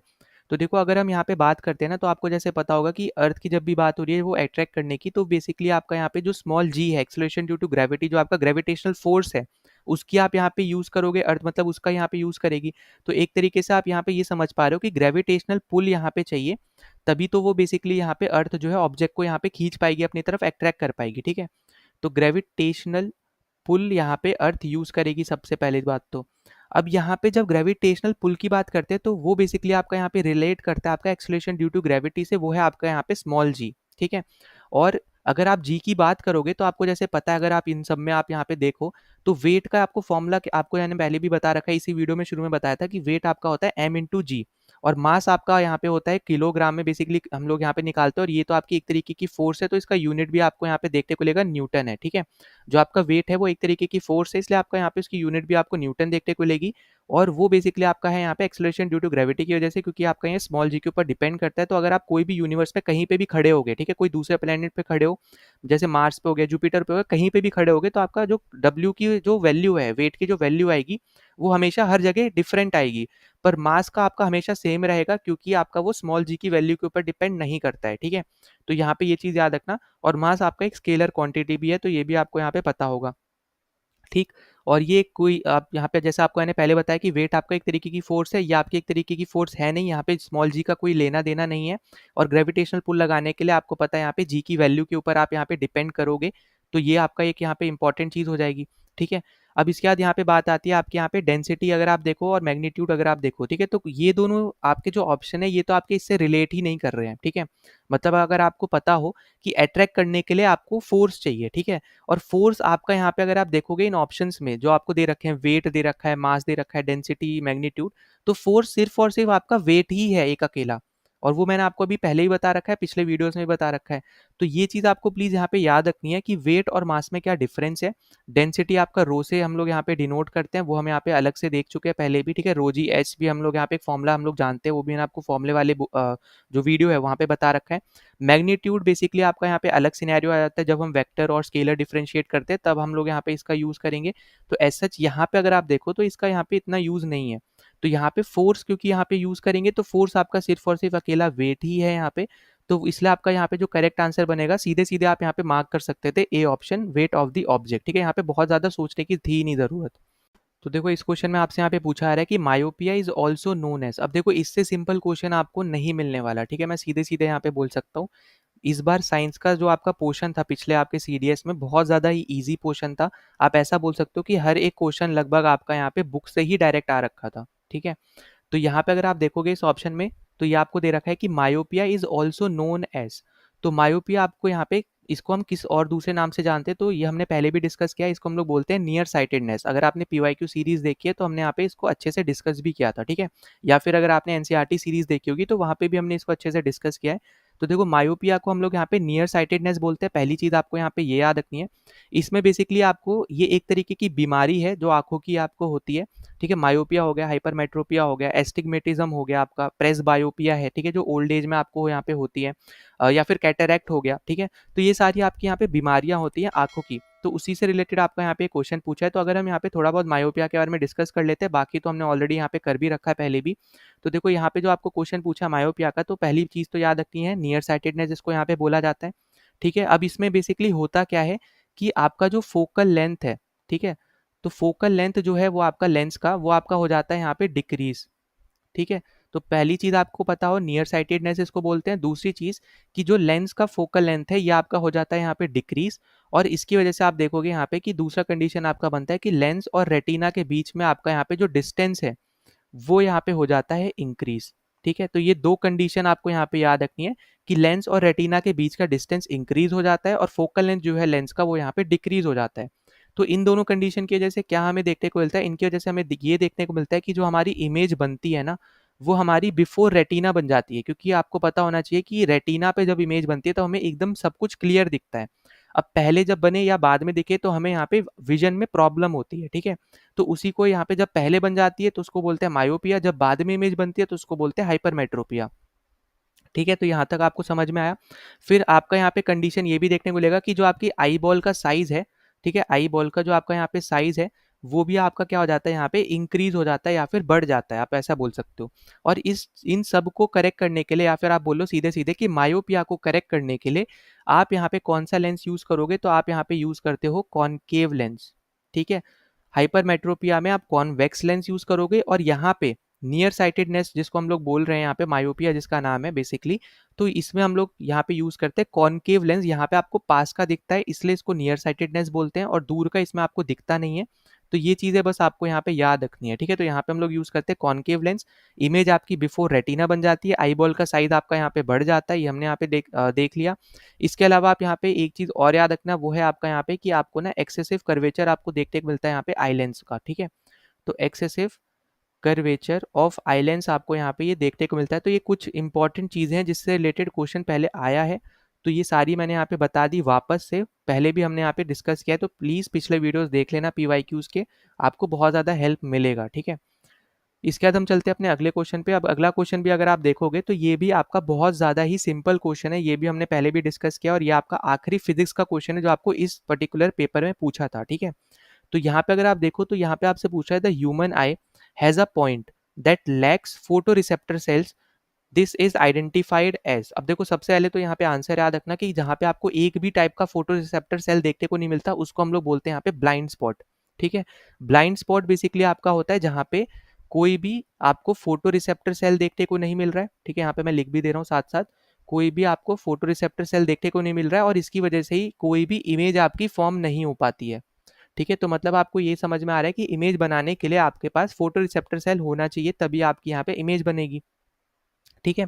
अब फोटो रिसेप्टर सेल की जब हम यहाँ पे बात करते हैं तो वो आपके होते हैं दो तरीके के, पहला आपका होता है यहाँ पे रॉड सेल और दूसरा आपका होता है यहाँ पे कोन सेल, ठीक है। रॉड सेल और यहाँ पे कोन सेल। अब रॉड सेल आपको जैसे दिख रहा है तो इसका जो शेप होगा वो भी आपका रॉड की शेप में होगा और कोन वाले का कोन की शेप में यहाँ पे होगा, ठीक है। तो पहले तो याद रखना ये दो तरीके के सेल है, शेप पूछेगा तो रॉड वाला रॉड की शेप में होगा, कोन वाला कोन की शेप में रहेगा, ठीक है। अब यहाँ पे ये सेंसिटिव किसको होते हैं, ठीक है, मतलब यहाँ पे किस में आपकी यहाँ पे मदद करेंगे देखने में। तो जब बहुत ज़्यादा डिम लाइट होगी ना तो आपको रॉड सेल्स आपकी हेल्प करते हैं देखने में, वहीं पे जब बहुत ज़्यादा ब्राइट लाइट होती है तो आपकी हेल्प करते हैं कोन सेल्स, ठीक है, देखने में ऑब्जेक्ट्स को। तो ये प्लीज़ यहाँ पे याद रखना, डिम लाइट में आपके रॉड सेल्स, ब्राइट लाइट में आपके यहाँ पे कोन सेल्स, ठीक है। अब इनके अंदर ना यहाँ पे एक पिगमेंट होता है, वो पिगमेंट भी आपसे यहाँ पे पूछा जा सकता है, तो यहाँ पे याद रखना इसके अंदर आपको दिखेगा यहाँ पे रोडोप्सिन, ठीक है। अब यहाँ पे सिंपल है याद करना, आर से है, आर से याद कर लो, ठीक है। रॉड सेल में रोडोप्सिन है और कोन सेल वाला बस आपको अलग से याद रखना है, वो है आपका यहाँ पे आइडोपोइन, ठीक है, आइडो पॉइंट। तो ये बेसिकली आपके यहाँ पे पिगमेंट्स होते हैं जो आपको एक तरीके से मदद कर रहे हैं यहाँ पे आंखों को देखने के लिए ऑब्जेक्ट्स को, ठीक है। तो ये बहुत ज़्यादा इंपॉर्टेंट है यहाँ पे, प्लीज़ इस चीज़ को यहाँ पे याद रखना। अब यहाँ पे आप बात आती है यहाँ पे कि तीन आपके पॉइंट्स होते हैं जो आपको याद रखना है। एक तो आपको चलो ऑप्शन ही यहाँ पे मतलब क्वेश्चन ही बता दिया है, ठीक है, वो आपका हो गया यहाँ पे ब्लाइंड स्पॉट, जहाँ पे कोई भी फोटो रिसेप्टर सेल्स नहीं होते, मतलब यहाँ पे ये दोनों सेल्स आपके प्रेजेंट नहीं होते हैं। फिर आपका एक होता है यहाँ पे रेटिना, ठीक है। अब रेटिना में जो है यहाँ पे दोनों ही आपके जो सेल्स हैं वो प्रेजेंट रहते हैं और इसकी वजह से हम अपना यहाँ पे देख पाते हैं इमेज वगैरह को। फिर एक आपका होता है यहाँ पे फोबिया, जो आपको यहाँ पे दिख रहा है ना यहाँ पे, ठीक है, एफ से शुरू है ये, ठीक है, ए ऑप्शन जो आपको दिख रहा है। तो यहाँ पे सिर्फ और सिर्फ कोन सेल्स होते हैं जो यहाँ पे प्रेजेंट रहते हैं, आपके रॉड जो सेल्स हैं वो आपके यहाँ पे प्रेजेंट नहीं होते हैं, तो यहाँ पे ये चीज़ आपको याद रखनी है, ठीक है। और यहाँ पे तो आपका हो गया नो सेल्स, ठीक है। तो ये तीन तरीके के आपके पॉइंट्स होते हैं, पहला रेटिना है जहाँ पे दोनों ही तरीके के आपको फोटो रिसेप्टर सेल्स देखने को मिलेंगे। फोबिया वाले में आपको यहाँ पे सिर्फ और सिर्फ कोन सेल्स आपको देखने को मिलेंगे, वहाँ पे आपका रॉड सेल्स नहीं होते हैं। और ब्लाइंड स्पॉट में आपको कोई भी तरीके का फॉर्म आप मतलब सेल आपको देखने को नहीं मिलेगा, ठीक है। तो ये प्लीज़ यहाँ पे याद रखना। और ये जो आपका है यहाँ पे फोबिया, ये बेसिकली आपकी मदद करता है यहाँ पे शार्प कलर इमेजेस को देखने में, ठीक है, शार्प कलर इमेजेस को देखने में आपकी यहाँ पे हेल्प करता है, क्योंकि इसके पास प्रेजेंट है कोन सेल्स, ठीक है। तो इसलिए आपकी यहाँ पे ये चीज़ यहाँ पे ये देखने में मदद कर पाता है। तो ये बहुत ज़्यादा ही इंपॉर्टेंट है, यहाँ पे याद रखना। कलर ब्लाइंडनेस आपको फोबिया की वजह से आपको देखने को मिलेगा, मतलब अगर आप नहीं पहचान पा रहे हो मतलब आपको यहाँ पे कलर ब्लाइंडनेस है। वहीं पे आपको जो लाइट ब्लाइंडनेस वाला जो चीज़ है वो बेसिकली आपका होता है यहाँ पे रेटिना की वजह से, ठीक है, मतलब रॉड सेल की वजह से। तो कोन सेल आपका हो जाएगा यहाँ पे रिलेट आपका कलर ब्लाइंडनेस से, और आपका जो रॉड सेल है वो आपका रिलेट करेगा आपका यहाँ पे नॉर्मल जो आपकी ब्लाइंडनेस है उससे, ठीक है। तो ये इंपॉर्टेंट चीज़ें हैं, प्लीज़ इसको यहाँ पे याद रखना, वापस से बता रहा हूँ मैं, ठीक है। तो ये आपका हो गया यहाँ पे सारे ऑप्शंस जो हमने यहाँ पे, सारे क्वेश्चन जो हमने यहाँ पे डिस्कस करने थे वो हमने यहाँ पे डिस्कस कर लिए हैं, ठीक है, जो आपको यहाँ पे फिजिक्स में पूछे गए थे। तो अगर आप यहाँ पे इन जनरल अगर आप देखो तो टोटल आपको ना 12 क्वेश्चन पूछे हैं, ठीक है। मैंने शायद आपको पिछले पहले वाले स्लाइड में आपको यहाँ पे 11 क्वेश्चन बताए थे, ठीक है। तो इसको यहाँ पे हटा देना, ठीक है। तो ये आपका है बेसिकली यहाँ पे 12 क्वेश्चंस आपको यहाँ पे इन जनरल आपसे पूछे गए हैं। और 12 में से अगर आप सही में देखोगे तो आप 11 का आंसर कर सकते थे। एक क्वेश्चन आपको बस मैं वो वाला हटा दे रहा हूँ जो आपका फॉर्मूला बेस्ड था, जो आपको बाय फोर्स से पूछा था ये वाला, ठीक है। वरना आप अगर आप देखोगे तो ये थ्योरी बेस्ड सब कुछ हमने अच्छे से बाय फोर्स का डिस्कस भी करा था पहले भी। तो ये चीज़ आपको यहाँ पे याद रखनी है कि पीवाईक्यूज बहुत ज़्यादा इंपॉर्टेंट है, उनसे स्टेटमेंट्स आती हैं, ठीक है। और या फिर आप ऐसे बोल सकते हो, क्योंकि हम लोग थोड़ा पीवाईक्यू डिटेल में डिस्कस करते हैं तो आपको वहाँ से भी चीज़ें नज़र आएंगी यहाँ पे आती हुई, ठीक है। तो ये सारा आपका यहाँ पे फिजिक्स का यहाँ पे क्वेश्चंस थे जो हमने यहाँ पे इस वीडियो में डिस्कस करें। तो यहाँ पे वीडियो को ख़त्म करने से पहले एक आपका यहाँ पे क्वेश्चन में एक ऑप्शन था आपका हंट्स रूल का, ठीक है। तो हम लोग वो थोड़ा सा हम लोग यहाँ पे मैं आपको बता दे रहा हूँ, ठीक है। तो हमने यहाँ पे ऊपर के 3 जो आपके लॉज थे वो तो हमने डिस्कस कर लिए थे। अब देखो हंट्स रूल बेसिकली अगर हम यहाँ पे बात करें ना, तो ये आपको ये बताता है कि किस तरीके से इलेक्ट्रॉन्स जो है वो ऑर्बिटल में आपको यहाँ पे अरेंज होते हैं खुद के खुद, ठीक है। अपने आप किस तरीके से आपके इलेक्ट्रॉन्स जो हैं वो ऑर्बिटल में अरेंज होते हैं, तो वो बेसिकली आपको बताता है यहाँ पे हंट्स रूल, ठीक है। तो बस इतनी चीज़ याद रखनी है अभी के लिए जो आपका यहाँ पे इंपॉर्टेंट रहेगा। बाकी बेसिकली आपका ये डीजनरेट ऑर्बिटल से रिलेटेड आपका यहाँ पे सिनेरियो बनता है। पर अभी के लिए बस इतना याद रखो कि आपका यहाँ पे जो हंट्स रूल है ये बेसिकली आपको ये बता रहा है कि किस तरीके से इलेक्ट्रॉन्स आपके अरेंज होते हैं अपने आप ऑर्बिटल्स में ऑफ सेम सब शेल, ठीक है। तो ये बस इंपॉर्टेंट चीज़ है जो आपको यहाँ पे याद रखनी है। नाउ अभी तक हमने यहाँ पे सी डी एस 1 2025 के क्वेश्चन देखे थे, अब हम यहाँ पे सी डी एस 2 2025 के क्वेश्चन देखते हैं, ठीक है। तो देखो सबसे पहला क्वेश्चन आपको पूछ रहा है the rule to determine the direction of a current induced in a coil due to its rotation in a magnetic field.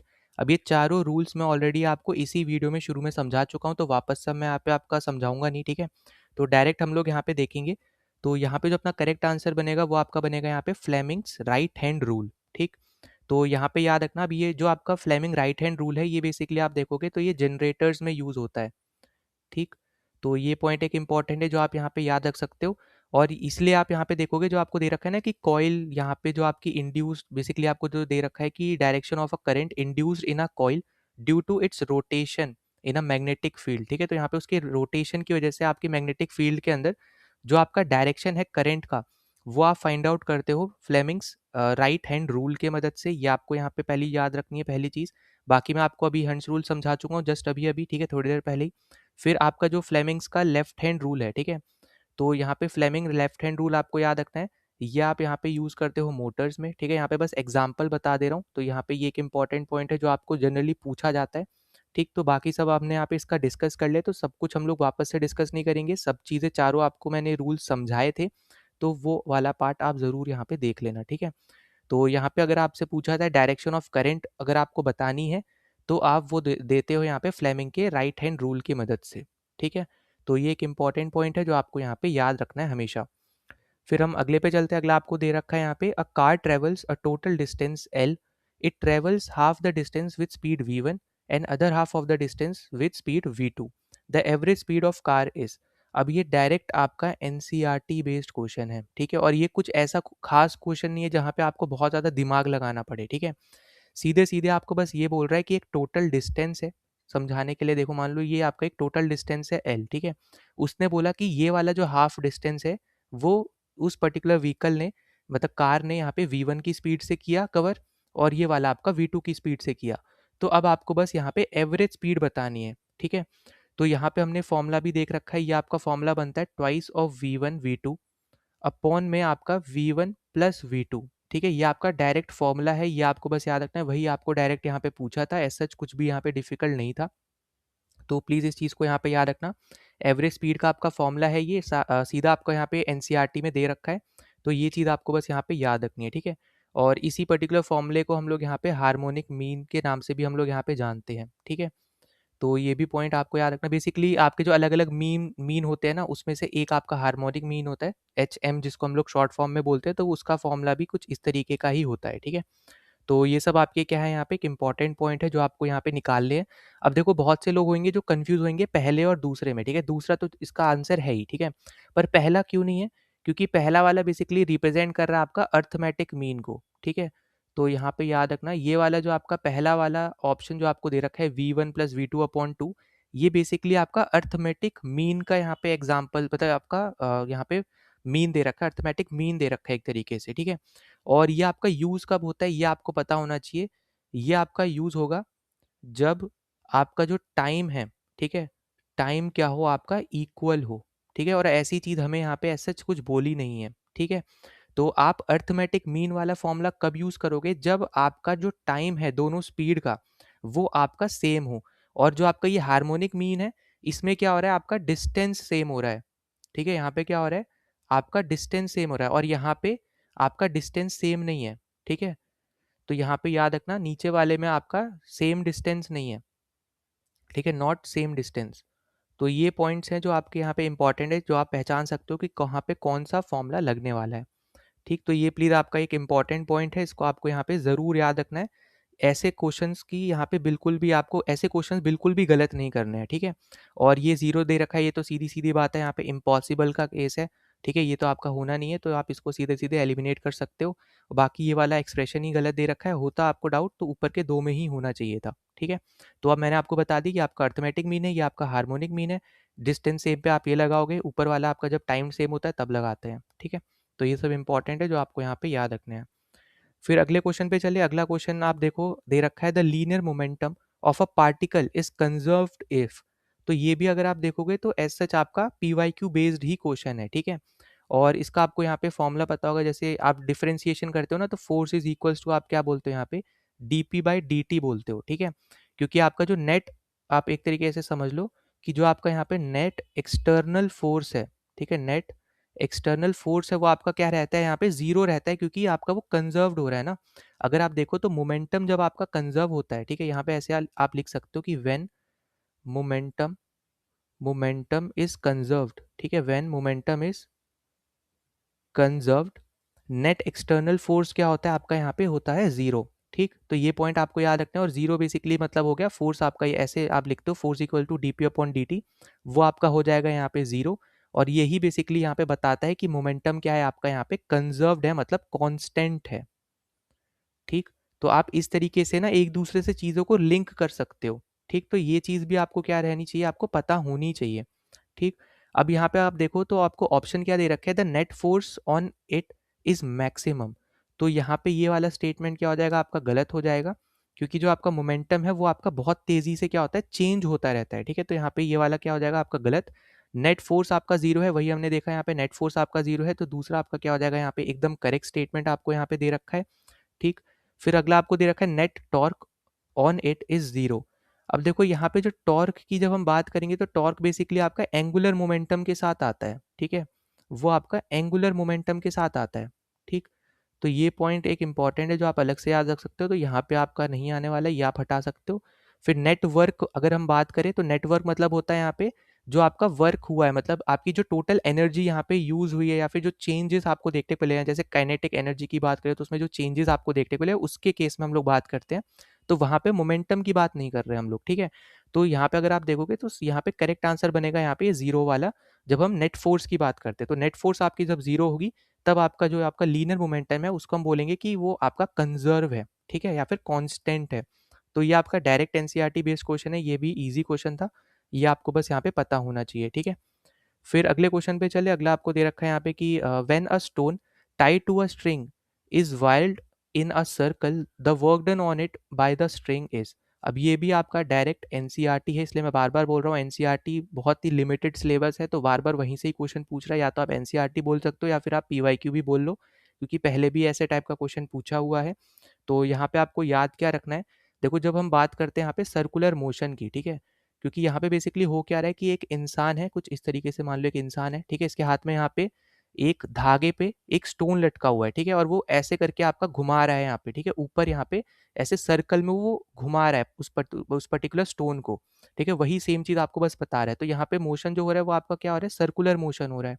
तो यहाँ पे आपको कुछ चीजें याद रखनी है। पहली चीज आपको याद रखनी है कि यहाँ पे जो टेंशन लगेगा वो आपका सेंटर पे लगेगा, ठीक है। तो यहाँ पे क्या रखना है कि टेंशन जो आपका रहेगा वो आपका टुवर्ड्स सेंटर लगेगा। पहली चीज तो आपकी यहाँ पे ये हो गई। दूसरी चीज अब हम बात करते हैं डिस्प्लेसमेंट की, ठीक है, ये आपकी ऑलरेडी मैं चीज समझा चुका हूँ वैसे तो आपके एनसीईआरटी वाले सिलेबस में, ठीक है, एनसीईआरटी के वीडियोस में जो डिस्प्लेसमेंट रहता है वो बेसिकली आपका ना टेंजेंट से निकलता है, ठीक है। तो टेंजेंट आप खींचते हो इसलिए हम लोग यहाँ पे टेंजेंशियल बोल रहे हैं, ठीक है, मतलब टेंजेंट की मदद से, जैसे मान लो स्टोन यहाँ पे है, इसकी यहाँ पे डायरेक्शन बताने तो आप ऐसे यहाँ पे एक टेंजेंट खींचोगे, ठीक है, जो टच करता हुआ जा रहा होगा उसको, उस पर्टिकुलर पाथ को, बस एक पॉइंट पे टच करने वाला पॉइंट को हम लोग बेसिकली, या लाइन को टेंजेंट बोलते हैं, ठीक है। तो ये चीज़ें आपको यहाँ पे याद रखनी है। इसके अलावा आपको यहाँ पे ये पता होगा कि अगर मान लो आपको बोलता है यहाँ पे कि angle between force and displacement कितना होगा, फोर्स एंड डिस्प्लेसमेंट कितना होगा, तो ये भी पॉइंट याद रखना, वो आपका रहता है यहाँ पे 90 डिग्री का, ठीक है। तो अगर आपको यहाँ पे फॉर्मूला पता होगा, वर्क डन क्या होता है आपका यहाँ पे एफ डी कॉस थीटा होता है। अब ये 90 आप यहाँ पे डाल दो तो ये क्या बन जाएगा, F D cos 90 degree. 90 degree आपका यहाँ पे कॉस में क्या वैल्यू होती है, जीरो होती है। अब जीरो इंटू एफ डी क्या बनता है, यहाँ पे जीरो बन जाता है, ठीक है। तो ये आपके छोटे से 3 पॉइंट्स हैं जो आपको याद रखने हैं सर्कुलर मोशन में, जो आपको पता होने चाहिए, इंपॉर्टेंट है। वर्क डन का फॉर्मूला आपका पता है, एफ डी कॉस थीटा रहता है, ये आपको पता होना चाहिए। अब अगर हम इसके हिसाब से ही देखें, जो आपको यहाँ पे दे रखा है, वर्क डन ही बेसिकली पूछा है ना आपसे, तो वर्क डन के फॉर्मूला में आपने जब वैल्यू रखी 90 डिग्री तो जीरो आया, तो ऑब्वियस सी बात है आपका करेक्ट आंसर क्या बनेगा, यहाँ पे सी ऑप्शन बनने वाला है, ठीक है। तो ये तो आपका यहाँ पे सीधे सीधे डायरेक्ट क्वेश्चन ही था जो आपका एनसीईआरटी पीवाईक्यू बेस्ड है और थोड़ा बेसिक बेस्ड है, ठीक है। बेसिक कौन से हो गए, ये 3 पॉइंट्स आपके बेसिक सर्कुलर मोशन से रिलेटेड, और उसमें सबसे इंपॉर्टेंट आपका यही था क्योंकि एंगल आपका यहाँ पे आता है कॉस थीटा वर्क डन के फॉर्मूला में, तो वही आपको पता होना चाहिए था कि फोर्स और डिस्प्लेसमेंट के बीच में एंगल आपका क्या बनता है, इसमें 90 डिग्री बनता है। तो ये सब आपके छोटे छोटे इंपॉर्टेंट पॉइंट्स हैं। नाउ नेक्स्ट क्वेश्चन पे चलते हैं। तो देखो अगला क्वेश्चन आपको यहाँ पे दे रखा है कि assume A does 500 joule of work in x minutes and B does 1000 joule of work in 20 minutes, ठीक है। तो यहाँ पे दो कोई इंसान ने आपको दे रखे हैं जो इतने में आपके यहाँ पे एक तरीके से उनकी पावर बता रहे हैं, क्योंकि आपको पता होगा पावर का फॉर्मूला आपको ऑलरेडी फॉर्मूला वाले वीडियो में बता चुका हूँ, वो आपका रहता है यहाँ पे वर्क अपॉन टाइम, ठीक है। तो आपको वर्क दे दिया यहाँ पे 500 जूल, 1000 जूल, और टाइम दे दिया यहाँ पे ऊपर एक्स और नीचे 20 मिनट्स। फिर आपसे क्या बोल रहा है कि if the power delivered by A is P1 and B is P2, then P1 is equals to twice of P2, then x की वैल्यू क्या होगी मिनट्स में, ठीक है। अब देखो यहाँ पे बहुत ज़्यादा ईजी हो गया, यहाँ पे आपको जैसे पावर का फॉर्मूला अगर पता है और ऊपर से फिर ये बोल रहा है कि ए वाली जो पावर है वो आपकी, आप कहलाओगे यहाँ पे उसको P1, ठीक है। तो P1 जो है ये आपका क्या हो जाएगा, 500 आपको दे रखा है वर्क, टाइम आपका हो जाएगा x। इसी तरीके से P2 आप निकालोगे तो ऊपर आपको दे रखा है यहाँ पे 1000 का वर्क, ठीक है, और नीचे आपको दे रखा है 20 मिनट्स। इसको सॉल्व करोगे आप, यहाँ पे इसको सॉल्व करो तो ये आपका बन जाएगा 50। फिर आपको क्या करना है, बस इस पर्टिकुलर फॉर्मूले में या फिर आप बोलो इस इक्वेशन में आपको बस इसको इक्वेट कर देना है, जो आपको दे रखा है P1 is equals to twice of P2, ठीक है। तो आपको यहाँ पे पता चल रहा है P1 आपका कितना है, 500 अपॉन एक्स है, फिर P2 कितना है, ट्वाइस इंटू जो आपको यहाँ पे दे रखा है P2 आपका है यहाँ पे 50 का, ठीक है। अब इसके बाद आप इसको कर दो इक्वेट। इक्वेट कैसे करोगे, तो यहाँ पे आपका 50 से आप इसको करोगे तो यहाँ पे आ जाएगा 10, और फिर 2 से काटोगे तो आपका आ जाएगा यहाँ पे 5। तो x की वैल्यू जो आपकी निकल के आएगी वो आएगी आपकी यहाँ पे 5 मिनट्स, ठीक है। अब देखो यहाँ पे बहुत से लोगों की 10 वैल्यू भी आ रही होगी, पर वो तब आएगी अगर आपको यहाँ पे दिया होता कि P1 जो है वो आपका इक्वल है P2 के। अगर ये वाली इक्वेशन दी होती तब आपकी आंसर आपका 10 निकल के आता, ठीक है। तब आप यहाँ पे इनको डायरेक्ट इक्वल रखते, ये 2 वाला फैक्टर फिर नहीं आता। पर इस पर्टिकुलर केस में आपका 2 आपको इक्वेशन में दे ही रखा है, तो ऑब्वियस सी बात है आपका यहाँ पे 2 रहेगा। तो इस इक्वेशन को आप इस तरीके से सॉल्व करोगे तो आपका राइट आंसर निकल के आएगा आपका यहाँ पे बी ऑप्शन 5, ठीक है। तो करेक्ट आंसर यहाँ पे अपना 25 का हो जाएगा 5। नाउ अगले क्वेश्चन पे चलते हैं। तो अगला क्वेश्चन देखो आपको यहाँ पे दे रखा है, a sound wave travelling at a speed of 330 metre per second produces 20 crest and 20 trough, ठीक है, in 0.1 second, the wavelength of the sound wave is. अब देखो यहाँ पे दो बेसिकली फॉर्मूले आपके यहाँ पे लगने वाले हैं। पहली चीज़ तो आपको ना एक बेसिक पॉइंट आपको पता होना चाहिए, वो क्या है कि जब हम यहाँ पे बात करते हैं एक कंप्लीट वेव की, ठीक है, तो आप यहाँ पे कब बोलोगे कि आपकी एक वेव कंप्लीट हुई है, जब आपके पास एक क्रस्ट हो प्लस आपके पास यहाँ पे एक ट्रफ हो, ठीक है। मतलब इसका क्या हुआ, आप जैसे जब वेव का पैटर्न आप देखते हो ना तो इस तरीके से आप देखते होगे, ठीक है। ये आपकी एक कंप्लीट वेव है, ये ऊपर का क्रस्ट हो गया, ये आपका टफ हो गया, ठीक है, ट्रफ। तो इस तरीके से आपकी एक वेव बनती है। तो एक कंप्लीट वेव जब हम यहाँ पे जब भी बोला जाएगा आपको, तो इसका मतलब यहाँ पे ये वाली वेव की बेसिकली हम लोग यहाँ पे बात कर रहे हैं, जहाँ पे आपका एक क्रस्ट भी है, यहाँ पे एक आपका ट्रफ भी है। अब इसी केस में सबसे पहला आपका फॉर्मूला लगेगा जब हम बात करेंगे फ्रीक्वेंसी की, ठीक है।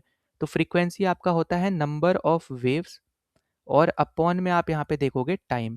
तो नंबर ऑफ वेव्स आपको यहाँ पे देखो कैसे पता चलेंगी, जैसे मैंने आपको बताया एक वेव मतलब क्या है, एक क्रस्ट और एक ट्रफ। तो यहाँ पे अगर आप देखो 20 क्रस्ट और 20 ट्रफ दे रखे हैं, मतलब नंबर ऑफ वेव कितनी हो जाएंगी, 20 हो जाएंगी, ठीक है। क्योंकि एक क्रस्ट एक ट्रफ मिलके एक वेव बना रही है, तो 20 क्रस्ट और 20 ट्रफ मिलके 20 वेव्स बनाएंगी, ठीक। और टाइम आपको दे रखा है 0.1 सेकेंड का, ठीक है। तो ये आपको यहाँ पे दे रखा है। अब जब आप इसको यहाँ पे सॉल्व करोगे तो आपको यहाँ पे निकल के क्या आएगा, इसको आप ऊपर यहाँ पे क्या करो, देखो ऐसे लिख लो 0.1, ठीक है। पॉइंट को आप हटाओगे, ऊपर 10 से मल्टीप्लाई कर लो, तो ये आपका निकल के आएगा 200, ठीक है। और आपका फ्रीक्वेंसी है, तो फ्रीक्वेंसी की यूनिट आप लिख दो यहाँ पे हर्ट्स। तो इस तरीके से आपकी पहली चीज़ निकल के आ गई, वो है आपकी फ्रीक्वेंसी। अब देखो फ्रीक्वेंसी हमने क्यों निकाली, क्योंकि हमने वेवलेंथ पूछी है, ठीक है।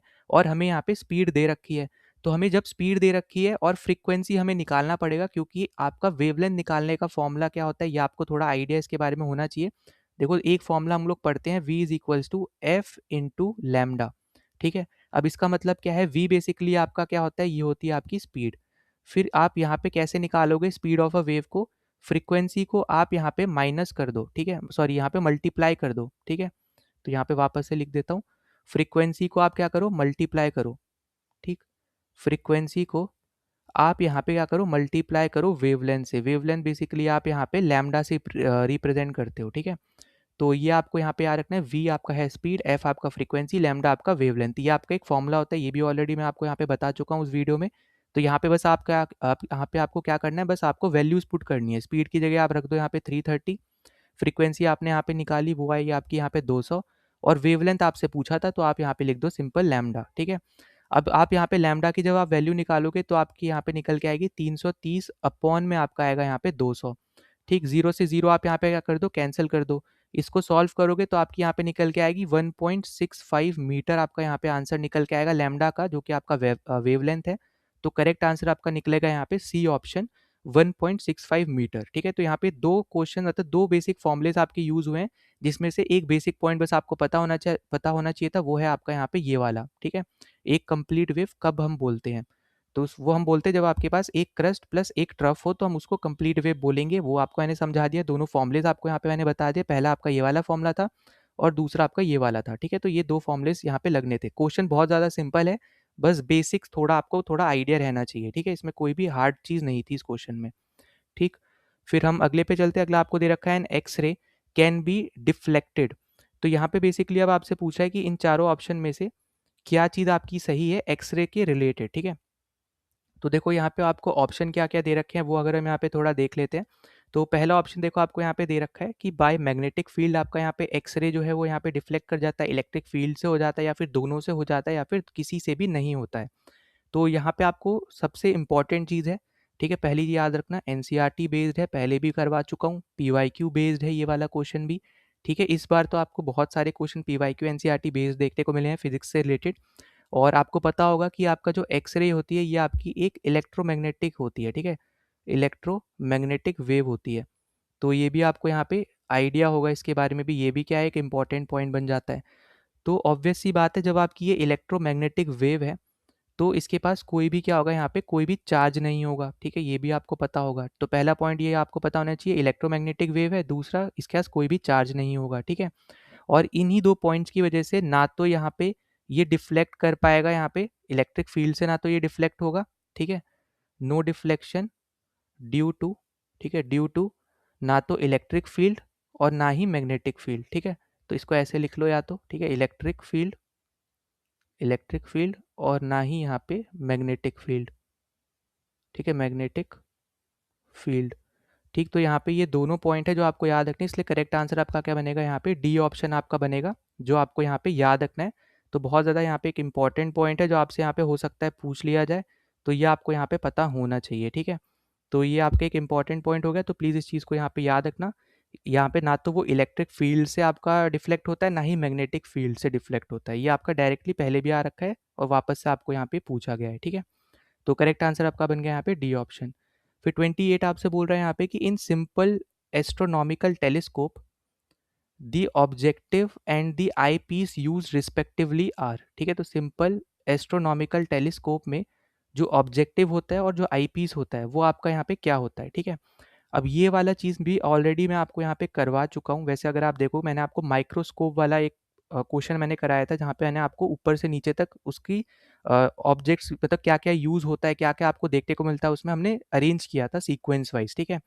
तो बस उतनी ही चीज़ आपको यहाँ पे थोड़ा याद रखनी है। बस यहाँ पे फ़र्क क्या है, अब वो माइक्रोस्कोप की जगह टेलीस्कोप पूछ रहा है, ठीक है?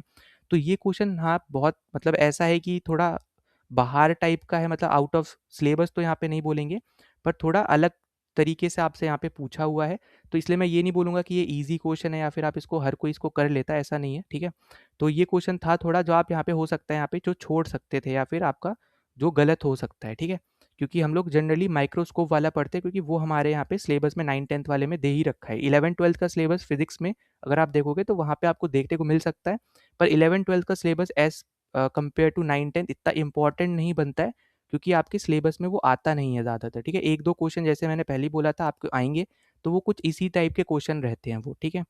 तो ये आपको बस यहाँ पे याद रखना है। अब देखो जैसे पहला आपको दे रखा है कि ऑब्जेक्टिव आपका होता है कन्वर्जेंट लेंस और आईपीस आपका होता है डाइवर्जेंट लेंस। तो ये वाला जो आपका रहता है ये बेसिकली आपका है गैलीलियन टेलीस्कोप, ठीक है? ये हमने यहाँ पे पढ़ रखा है गैलीलियन टेलीस्कोप, तो ये आपको यहाँ पे याद रखना है, ठीक? अगर आपको आगे अगर कभी भी ऐसा देता है तो अब आपको पता चल जाएगा कि गैलीलियन टेलीस्कोप में ऑब्जेक्टिव जो है वो आपका एक कन्वर्जेंट लेंस होता है और आईपीस आपका डाइवर्जेंट लेंस होता है। अब ये एक इंपॉर्टेंट पॉइंट है, अभी आपका ऑप्शन में आया है तो आने वाले टाइम में किसी एग्जाम में आपसे ये पूछा जा सकता है, ठीक है? फिर अगला आपको दे रखा है कि दोनों ही डाइवर्जेंट होते हैं, तो ये तो होना नहीं है, तो आप इसको क्या कर सकते हो, एलिमिनेट कर सकते हो सीधे-सीधे, ठीक है? और सेम चीज़ आप यहाँ पे डाइवर्जेंट कन्वर्जेंट वाले में भी एलिमिनेट कर सकते हो। तो करेक्ट आंसर आपका बनेगा यहाँ पे कन्वर्जेंट लेंस होता है आपका ऑब्जेक्टिव लेंस, ठीक है? और आपका आईपीस भी क्या होता है यहाँ पे कन्वर्जेंट होता है। तो ये दोनों चीज़ बताइए, थोड़ा स्टैटिक बेस्ड क्वेश्चन है, तो इसलिए आपको थोड़ा हो सकता है यहाँ पे थोड़ा बाहर से लगे, थोड़ा आउट ऑफ मतलब माइंड या फिर आउट ऑफ ब्रेन जो भी आप बोल लो, थोड़ा वैसा आपको लगे, ठीक है? Out of the box type का लगे, पर ये आपको बस स्टैटिक क्वेश्चन है यहाँ पे, तो ये बस आपको अलग से यहाँ पे याद रख लेना है, ठीक है? तो ये अब यहाँ पे सबसे इंपॉर्टेंट बनेगा यहाँ पे पहला वाला ऑप्शन जो कि आपका गैलीलियन टेलीस्कोप से रिलेटेड है। तो प्लीज़ इस चीज़ को आपको यहाँ पे याद रखना है, ठीक है? तो करेक्ट आंसर अपना है यहाँ पे डी ऑप्शन।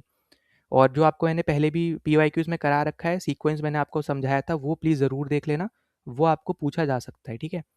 फिर 29 पे चलते हैं, ये आपको देखो वापस से वही सेम चीज़, ठीक है? एनसीईआरटी और पीवाईक्यू इतनी बार आपका यहाँ पे ये ट्विंकलिंग ऑफ स्टार से रिलेटेड क्वेश्चन आया है, जिसका कोई मतलब कहना नहीं है, ठीक है? इतनी बार आ रखा है।